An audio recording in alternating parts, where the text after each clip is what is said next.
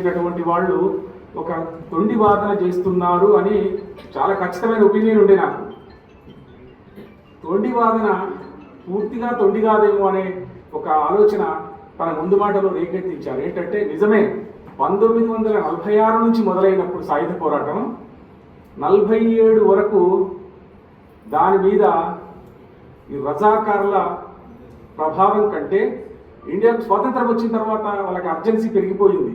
ఇప్పుడు మేము ఏమైపోతాము అని వీళ్ళు కమ్యూనిస్టుల మీద రజాకారుల దాడి అనేది మొదలయ్యి చివరికి విలీనం తప్పదు అని 1948 సెప్టెంబర్ 17 తర్వాత మేము ఎట్లాగో లొంగిపోతున్నాం కదా, ఈ ఆయుధాలు కొన్ని వాళ్ళకి ఇచ్చిపోయారేమో అని ఒక అనుమానం రావడం తప్పేమీ కాదు అనిపించేటటువంటి ముందు మాట.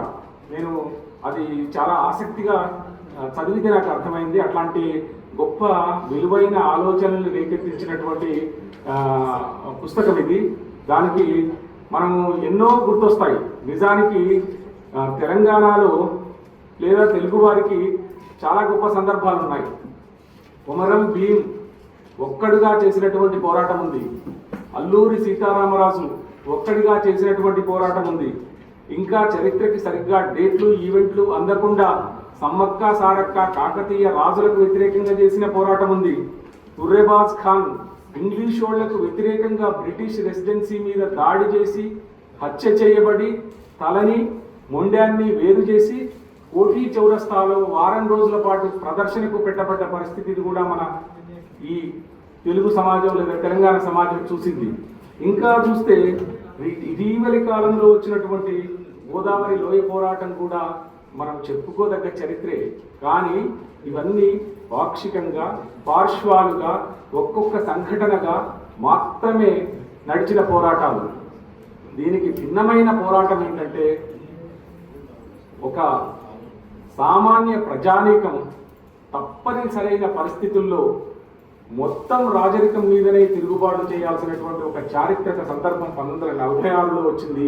అది భారతదేశంలోనే కాదు, ప్రపంచ చరిత్రలో కూడా సువర్ణాక్షరాలతో లిఖించదగ్గ చరిత్ర తెలంగాణ రైతాంగ సాయుధ పోరాటం. ఈ తెలంగాణ రైతాంగ సాయుధ పోరాటాన్ని చిత్రిస్తూ చాలా పుస్తకాలు వచ్చాయి, చాలా కథలు వచ్చాయి. కథల కంటే ఎక్కువగా నవలలు వచ్చాయి. ఆ నవలల్లో మనం ఒట్టికోట ఆల్వార్ స్వామి రాసిన నవల లేదా 1-2 దాశరథి గారు రాసిన చిల్లర దేవుళ్ళు అట్లాంటి నవలల్లో ఇదంతా చిత్రణ ఉంది. కానీ ఇవన్నీ కూడా 1956 తర్వాత వచ్చాయి. 1956 తర్వాత వచ్చిన నవల అంటే ముఖ్యంగా ఒట్టికోట ఆల్వార్ స్వామి రాసిన ప్రజల మనిషి మొదటి నవల అని అనుకున్నాం. తెలంగాణ సాయుధ పోరాటం మీద వచ్చింది. కానీ మనం ఆశ్చర్యపోయేటట్టు ఈ పుస్తకాన్ని బయటికి తీసుకొని వచ్చి 1953లోనే ఎంఆర్ నాగం గారు తెలంగాణ విప్లవ యోధుడు పేరు కూడా చాలా డైరెక్ట్గా పెట్టాడు. అయినా అది ఇగ్నోర్ అయింది ఎందుకు అని నేను ఆశ్చర్యపోయాము, అందరం ఆశ్చర్యపోయాము. అట్లాంటి ఒక గొప్ప నవల. ఈ నవలలో టెక్నిక్ ఎట్లా ఉంది, నవల సంవిధానం ఉందా, నవల రాసే పద్ధతిలో రాశాడా, ఇవన్నీ కాసేపు పక్కకు పెట్టి చూడాల్సినటువంటి సందర్భం ఎందుకుంది అంటే తెలంగాణ సాహిత్య చరిత్రలో తెలంగాణ నవలా చరిత్ర రాస్తూ ఉన్నప్పుడు ఒక పేరాన్ని మార్చాల్సిన అవసరాన్ని సృష్టించినటువంటి అద్భుతమైన నవల. ఈ నవల రాసిన కీర్తిశేషులు ఎంఆర్ నాగం గారికి మనం రుణపడి ఉంటాము. నాకు సందర్భమో అసందర్భమో నేను కాసేపు పక్కకు పెట్టి చెప్తాను. ఈయన నాగం మల్లారెడ్డి ఆ రోజుల్లోనే ఎంఆర్ నాగం అని రాసుకున్నందుకు మనందరం గర్వించాలి. అసలు మనం ఇప్పుడు కులాల్లోకి ఎంటర్ అవుతున్నాం, వాళ్ళు కులాలకు అతీతంగా ఆలోచించారు.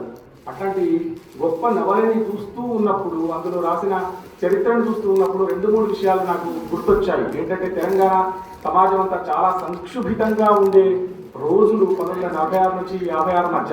అంటే ఈ 10 ఏళ్లలో 46లో సాయుధ పోరాటం మొదలైంది, 47లో దేశానికి స్వాతంత్రం వచ్చింది, 48లో భారతదేశంలో విలీనం జరిగింది, 49లో జాగీర్ల రద్దు జాగీర్ అబాలిషన్ రెగ్యులేషన్ అనేది వచ్చింది.